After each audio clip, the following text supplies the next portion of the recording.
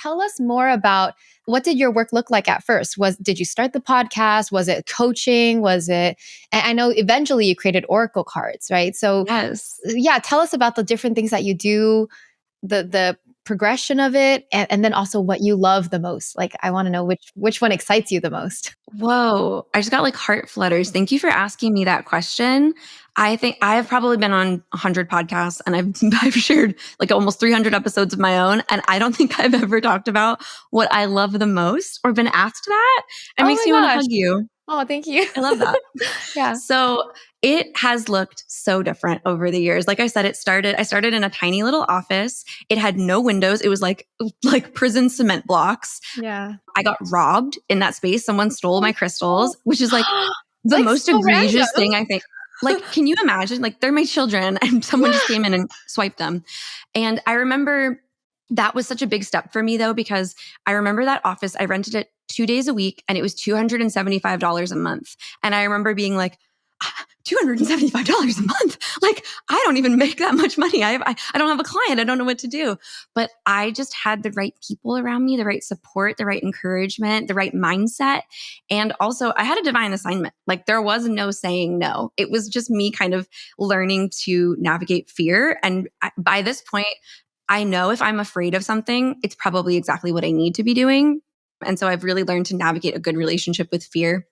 I've also learned to navigate a really good relationship with jealousy, which I think would be a fun conversation to talk about later.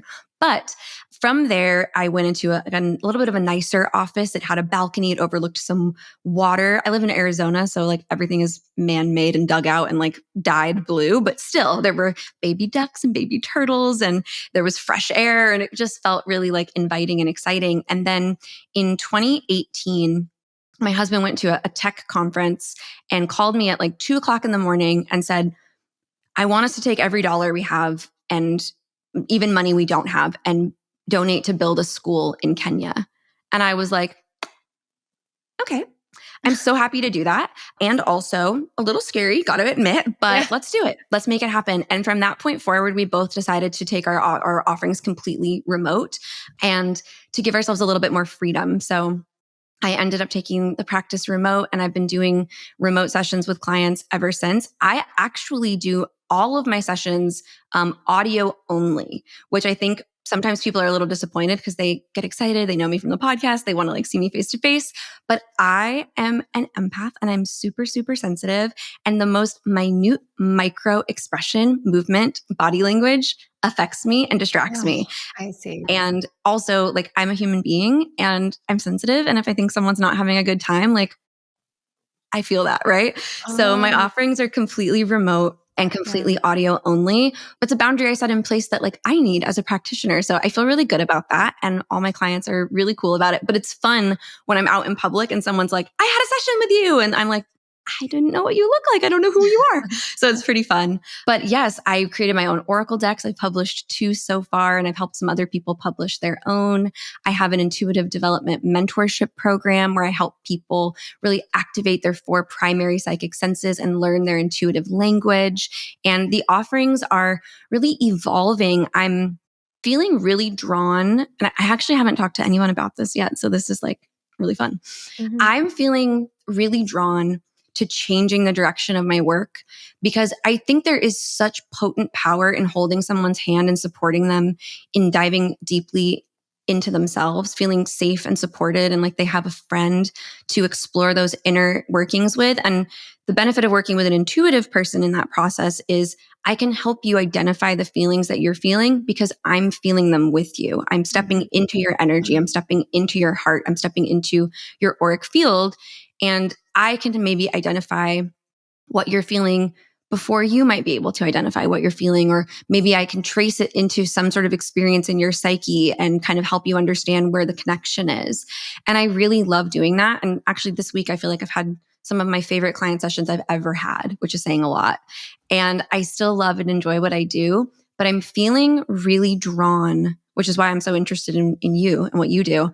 I'm really drawn to taking people, helping them move into themselves, like helping them explore themselves, helping them build relationships with themselves. I think we're so taught and habituated to looking outside of ourselves And in my own personal work, my own personal journey, my own exploration and healing, I've discovered that the answers truly are within me. And it's funny, as a practitioner, I enjoy sessions with other practitioners less and less and less as the years go on, because I'm like, Yeah. you're not really telling me anything that I don't know I mean, myself. you're super intuitive to start with. I would assume that you already are connected to the answers inside you all the time, right? Well, I think that's the fun part too, is like, I believe that life should have mystery. I believe that life should have unexplored corners that are there for us still to expand into and step into. And I think that's the other part of like intuitive work that I feel sometimes resistant to. There's so many amazing parts of it, and I could talk about those all day long. But the thing that I think I've been a little shy to talk about, that I'm excited to talk about here, are the parts of it that feel like maybe they don't always serve us. And I think it's interesting because I've had to set that boundary as a practitioner. So when people come to session and they're like, tell me, is this the guy I'm going to marry? I'm like, hey, don't you want to fall in love first? Like, don't you want a little Right. mystery? Like, and I have to kind of take people back to their humanity sometimes and remind them like the human journey is really important. And if you Yes. know everything that's going to happen and you have every answer ahead of time, it's not going to be as profound or transformative or Of exciting course. or fun. So I can hold your hand along the way. And I like for people to understand that intuition can absolutely look into the future. And we do that a lot. And there is a place and a time for that. And also, intuition is most important in the ways that it serves you in the present, which is why mindfulness and connection to self are so imperative. Because if you're not present, you're not listening, you're not hearing, you're not able to receive those intuitive insights and experiences. So I think some of the most spiritual things you can do are your morning pages, are your affirmations, your morning walks, the time you spend with yourself, really cherishing the moments with your loved ones, really cherishing the moments with yourself. Like, I often pause to look in the mirror and just talk to myself and just have conversations with me and check in with me. I was really feeling like a little emo today. I think it's all the caffeine.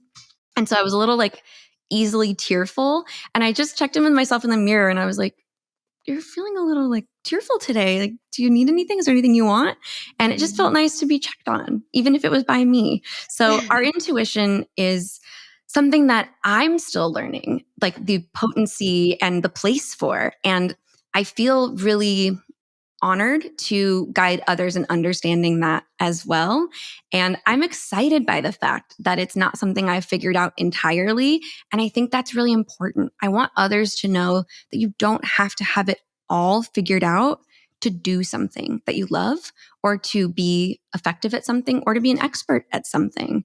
Because the truth is, no one knows everything, not even the experts. And so I want people to recognize that they are experts of themselves. And I just want to support them in understanding that. So right now in this season, that creative work and creating tools and resources and exploring new avenues, that's really the thing that I'm loving the most. And of course, the podcast is one of my favorite things. I share real client sessions, which is amazing because I've really discovered the sessions are not just for the individual. They're messages that speak to others that are on that same wavelength, vibration, frequency, and realm of experience. And so very often I'll have DMs that say, I swear you were talking to me. I really thought it was Yeah. my session. So I Yeah. think that's been super, super cool to like let people be a fly on the wall in an otherwise very sort of like kind of secretive experience. Like, people are often afraid to work with intuitives because they don't know what that's going to look like. So I was like, let's just pull back the curtain. Like, Yeah.